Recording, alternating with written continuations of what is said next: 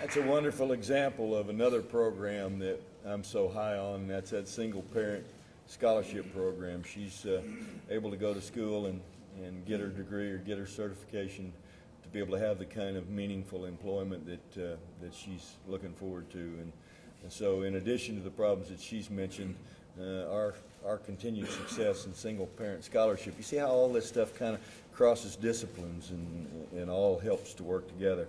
Thank you, Ms. Greer. Next is Laura Elliott. She had cancer, underwent treatment, including chemo, and subsequently she's made a full recovery. At the time, she was employed and had health benefits through her employer. She eventually became too ill to work and lost those benefits. Despite the fact that she's been cancer-free for more than 7 years, she's been turned down or quoted huge premium prices for health insurance. Laura's husband is a small business owner, and he recently joined one of those small steps that you were talking about that we were trying to do.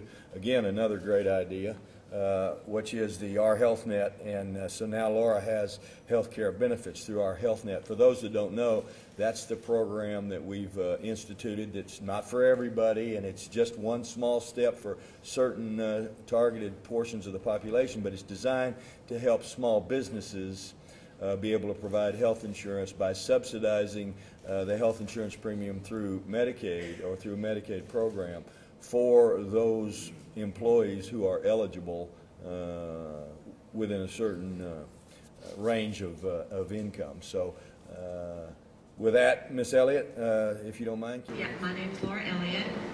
I am a mother of three.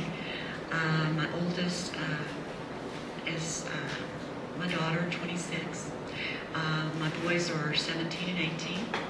And almost 10 years ago now, I was sitting in a Bible study with several of my church peers, and a friend of mine, an older friend of mine, a nurse, was sitting across from me in the circle.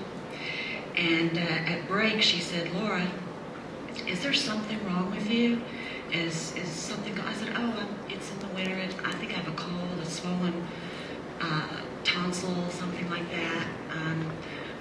Like most women, tough. We just keep going on and doing our thing, and thinking about what we're cooking for dinner and so forth and so on." And so anyway, I started hurting. Went to one doctor, went to another doctor. Finally, I went to UAMS, and Dr. Randy Bro, who's not there anymore, God bless him, excellent seamstress, flesh seamstress.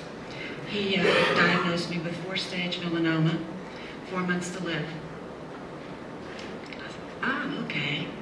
Then he sent me up to see Laura Hutchinson, who we now know very well, and she had been to 2 funerals, I think, that day, of people who died. One with what I had, actually. She wasn't in a really happy mood, and my girlfriend and I, the older nurse I told you about, was with me, and my husband didn't go because I told him not to, because he would have cried and would not have been able to tolerate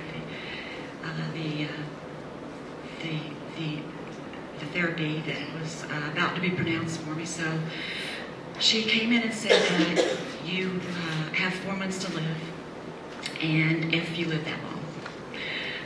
So you know, I was in shock. It can't happen to me. I jog, I'm in great shape, I eat well. This is not happening to me. It actually came from a mole on my eyebrow. I grew up in Florida, went to college on a tennis scholarship, in the sun a lot.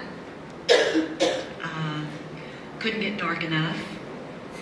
And it actually went to my lymph nodes. When it's in more than 4, it is considered terminal from this kind of cancer. And there's only experimental treatment, I was told at that time. They didn't know what was going to happen to me. In and out. Emergency rooms, the chemo, it went on and on. They don't know how much to give you, the radiation. And at one point, they brought me back to life, 3 or 4 different times. Our insurance dropped us. I get to get back focused instead of getting emotional. trying to think about all this. It's gone. Thank you, Jesus. But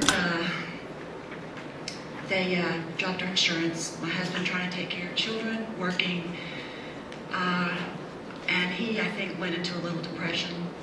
Nobody really knew kind of what to do, and it all happened so fast. We went bankrupt. Lost everything we had, our vehicles, our home.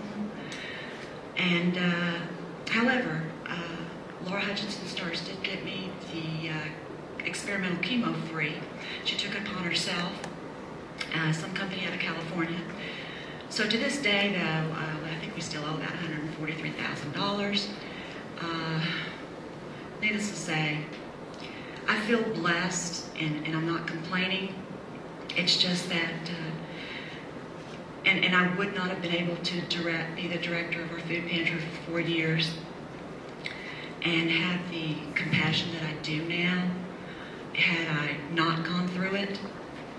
And I guess that's why the Lord sort of put us, you know, He put me in the path of Deborah and these folks to speak a little bit about it today, so that it might set a seed to the compassion, and then, of course, the knowledge and the means to help correct this problem. If we think of other people as we would ourselves,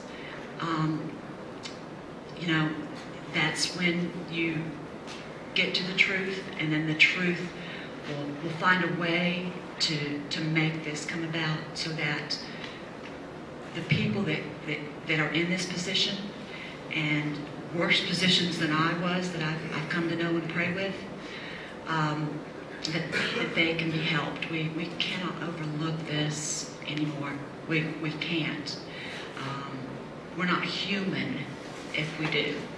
And I just I feel blessed, and I'm very appreciative to Deborah and her group and Kevin to start bringing this to light and having me involved in this. And if I didn't touch on something or went astray, you can ask me any questions you like.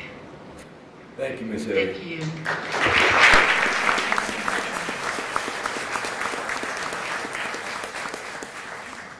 Ms. Greer and Ms. Elliott's stories are representative of so many stories, and they can be replicated, and then there are additional ones across the state. But I think they very articulately were able to convey the obstacles that they personally faced and put a human face and a human story to what other people sometimes just refer to as statistics. And by putting that human face, I think it brings us all back to the realization that what you're about and what we're all about is taking care of people, helping people. So with that, let me turn it over to Dr. Thompson. Let me again thank all of you for your willingness to participate. Let me tell you that I'm grateful for the expertise that's represented here. Dr. Compuris, we may finally be able to start to do some of those things you and I talked about years and years and years ago. So with that in mind, ladies and gentlemen, Dr. Thompson. Thank you, sir.